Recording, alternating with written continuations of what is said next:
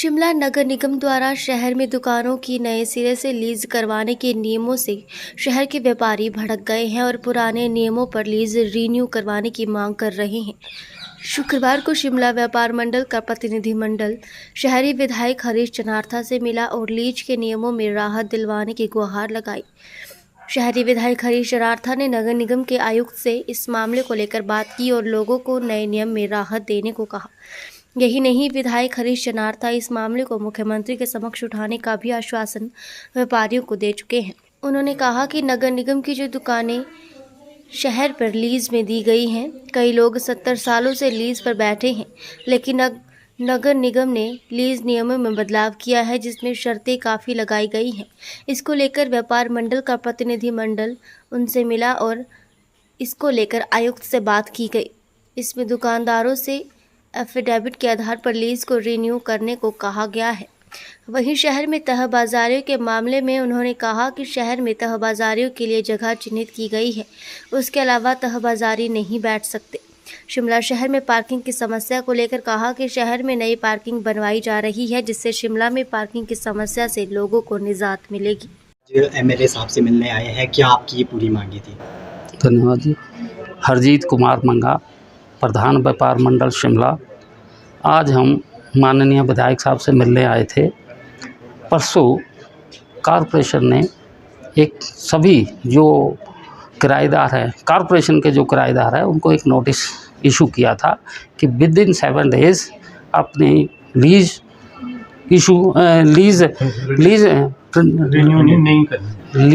नहीं करवाई जाए। उसमें हम कमिश्नर साहब से परसों भी मिले थे, कल भी मिले थे। जब हमने वो कॉपी देखी तो उस पर हमें आपत्ति थी। उसमें काफ़ी टर्म्स जो थी वो हमारे हित की नहीं थी। आपको एक और बात बता दूं कि ये जो दुकानें हैं कोई आज नहीं गई है। कोई 80 साल से किराएदार है, कोई 70 साल से किराएदार है, कोई 60 साल से किराएदार है, कोई 30 साल से भी होगा। सभी ने आज तक का 31-25 तक सभी व्यापारियों ने अपने किराए पिछले साल एडवांस में जमा करवा दिए थे। हमारा किराए का कोई इशू नहीं है।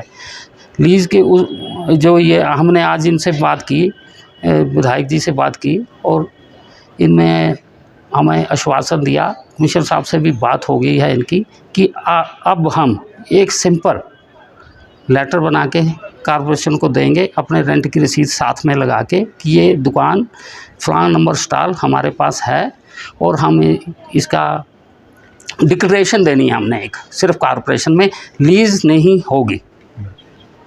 एमएलए साहब से क्या आश्वासन मिला? एमएलए साहब ने आश्वासन दिया है कि एक सिंपल पेपर के ऊपर एक हम एप्लीकेशन बनाएंगे, उस पर हम अपना डिक्लेरेशन करेंगे और उसमें ये जो लीज का है ये नहीं होगी। ठीक। ये जो एक हमारे म्यूनसिपल कॉर्पोरेशन ने एक मुहिम छेड़ी थी जिसमें कि आपके जो पुरानी लीज जो उनकी प्रॉपर्टीज़ थी वो काफ़ी पुरानी लीज पे गई हुई है और ये प्रॉपर्टीज़ कोई 50 साल पुरानी है, 7 साल पुरानी है, 70 साल पुरानी है। तो हमने म्यूनसिपल कॉर्पोरेशन ने एक प्रयास शुरू किया था कि इसका लीज को रिन्यू किया जाए या फ्रेश लीज बनाई जाए और जितने भी आपके जो नए कारोबारी या नए स्टॉल्स हैं और उनको एक ऑनलाइन सिस्टम पे किया जाए। तो फाइनली जो मैंने इनका जो फॉर्म देखा है म्यूनसिपल कॉर्पोरेशन का, वो काफ़ी कॉम्प्लिकेटेड मुझे लगा है। उसमें कई चीज़ें ऐसी है कि जैसे कि अब सभी को मालूम है कि जो प्रॉपर्टी 60 साल 70 साल पहले लीज पे दी गई थी उनकी एनओसीज लानी बड़ी मुश्किल हो जाएगी क्योंकि परिवार बढ़ता ही है। किसी के 2 बेटे 4 बेटे और आगे फिर बेटियाँ, सबके प्रॉपर्टीज़ पे हक होता है। तो कुछ एक चीज़ें इसमें ऐसी है जो पॉसिबल नहीं है करवाने की। तो इसमें हमने एक सिंपल सा रास्ता ढूंढा है और मैं ये अभी माननीय मुख्यमंत्री महोदय जी से भी डिस्कस करके आया हूँ और दोबारा जाकर उनको ब्रीफ भी करूँगा। कमिश्नर साहब से मेरी बात हुई है। तो हम ये इसको सिंपली एक जो दुकानों में बैठे हैं वो अपने एक एप्लीकेशन दे विद एफिडेविट कितना टाइम से बैठे और कितना रेंट वो पे कर रहे हैं, ताकि हमारा कुछ ऑनलाइन सिस्टम बन जाए म्यूनसिपल कॉर्पोरेशन का और हमें मालूम हो कि हमारे पास कितनी प्रॉपर्टीज है और कितने हमारे पास किराएदार है और कितना हमारे पास रेंट आ रहा है। और अब इसमें जो बैठा है as it is where it is, वो चीज़ हम इसको प्रयास करेंगे कि जैसा है वैसा इसको रहने दिया जाए और उनके सबकी एंट्री होनी चाहिए। अब अगर दुकान में कोई बहुत पहले किसी और को लीज दी, उसका पोता बैठा है या आगे जाके उनसे भी आगे कोई नेक्स्ट जनरेशन बैठी है, तो उन्हीं को इनरोल किया जाए और उनसे जो रेंट है वो फाइनलाइज किया जाए, ताकि आपको मंथली या ईयरली वन टाइम जो एक सस्टेनेबल रेंट है वो रेंट व्यापार मंडल। तो उससे मुझे सभी लोग, मुझे लगा है कि खुश है और मान भी गए बात को।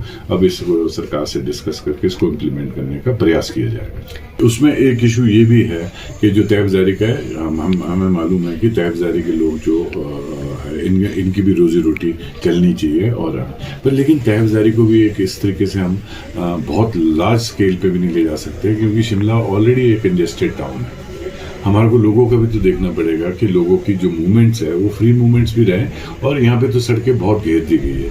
यहाँ की एक जो नेशनल एक्ट बना है, ये नेशनल एक्ट है, ये स्टेट का एक्ट नहीं है, ये नेशनल एक्ट बना है, और उस एक्ट के उसकी इम्प्लीमेंटेशन करने के लिए एक कमेटी बनी है, जो जिसे हम कैबिनेट सब कमेटी बोलते हैं, और उसमें by virtue of being local MLA out है, क्योंकि मैं कैबिनेट में तो हूँ नहीं, पर लेकिन मैं स्पेशल इन्वाइटी उसमें हूँ। बाकी उसमें विक्रमादित्य सिंह जी भी हैं और अनिरुद्ध सिंह जी भी हैं, और हम उसको जो चेयर कर रहे हैं वो हर्षवर्धन चौहान जी चेयर कर रहे हैं। और इसके जो जितने भी मेंबर्स हैं, सेक्रेटरीज है, यूडी के हैं और आपके रूरल डेवलपमेंट के हैं, और विभिन्न विभागों के सेक्रेटरीज है, कमिश्नर भी है इसमें मेंबर, तो हम इनके लिए कोई रास्ता ढूंढ रहे हैं। पहले जब हमने ये लाइनिंग लगाई थी, एक्चुअली मैक्सिमम लोग जो राम बाजार है और लोह बाजार से जो हमारे रजिस्टर्ड तहफ़्ज़ारी है, उनको आजीविका भवन में शिफ्ट किया गया था।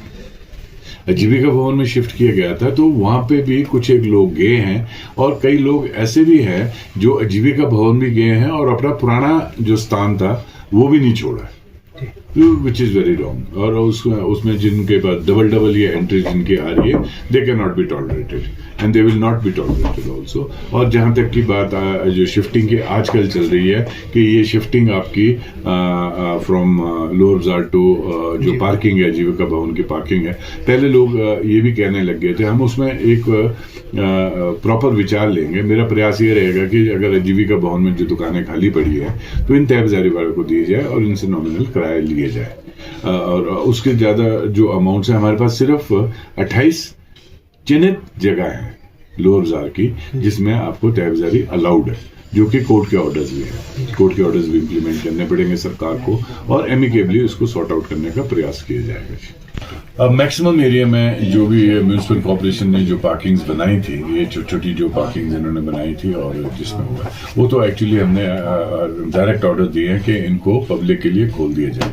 कुछ डिस्प्यूटेड पार्किंग्स थी एक दो जगह कहीं पे, उसमें भी डिस्प्यूट सॉल्व किए जाएंगे और वो पब्लिक के लिए खोल दिए जाएंगे। जो लोकल रेजिडेंट्स है वो वहाँ पे, जहाँ तक कि इन पार्किंग से उतना हमारा जिसे कहते हैं पर्पस सॉल्व नहीं होता है, तो हम प्रयास कर रहे हैं कि 2-3 जगह और बड़ी पार्किंग्स, उसमें मैं धन्यवाद करना चाहूँगा माननीय मुख्यमंत्री जी का भी और यूडी मिनिस्टर जी का भी।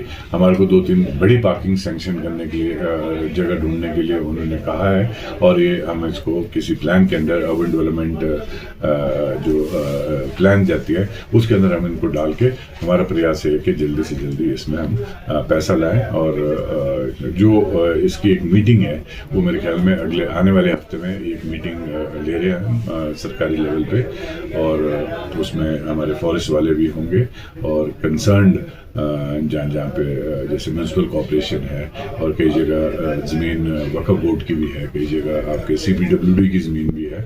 हम इनको सबको प्रपोजल देंगे। अगर CPWD भी अपनी जगह में हमारे को पार्किंग्स बनाने देती है, चलाए बेशक वो करे, वो उसकी रनिंग वो सब कुछ करे, पर बना के हम उनको दे सकते हैं, या वो खुद भी इन्वेस्टमेंट करना अगर चाहते हैं ऑन रिसोर्स मोबिलाइजेशन, एक जैसे प्रोजेक्ट्स होता है, वो चलाए भी वो, बनाए भी वो, और उसका जो रेवेन्यू है अगर उनकी ज़मीन आती है CPWD की या वक्फ बोर्ड की या किसी भी अन्य जो डिपार्टमेंट्स है, तो वो चला भी हो सकते हैं, बना भी हो सकते हैं, पर लोगों को एटलीस्ट फैसिलिटीज तो मिल जाए। पर जो उसका रेंट होगा वो गवर्नमेंट फिक्स करेगी, म्यूनसिपल कॉर्पोरेशन फिक्स करेगी। वैसे अब ये एक बहुत ही जिसे कहते हैं ट्रिकी सा क्वेश्चन है, और इसके लिए हम पूरा प्रयास करेंगे, क्योंकि जो हुआ है आपदा में वो सबको दिखा है कि उसमें ड्रेनेज सिस्टम के कारण ही हमारा मैक्सिमम जो डिस्ट्रक्शन है शिमला शहर में आपदा के दौरान हुई थी। उसमें एक इशू ये आ सकता है कि अब हमने प्रयास किया, क्योंकि शिमला शहर में इस टाइम जो भी हमारी जो ड्रेन्स थी जो क्लॉग हो चुकी थी और जो बंद हो चुकी थी, उनको खोलने का तो हमने प्रयास किया।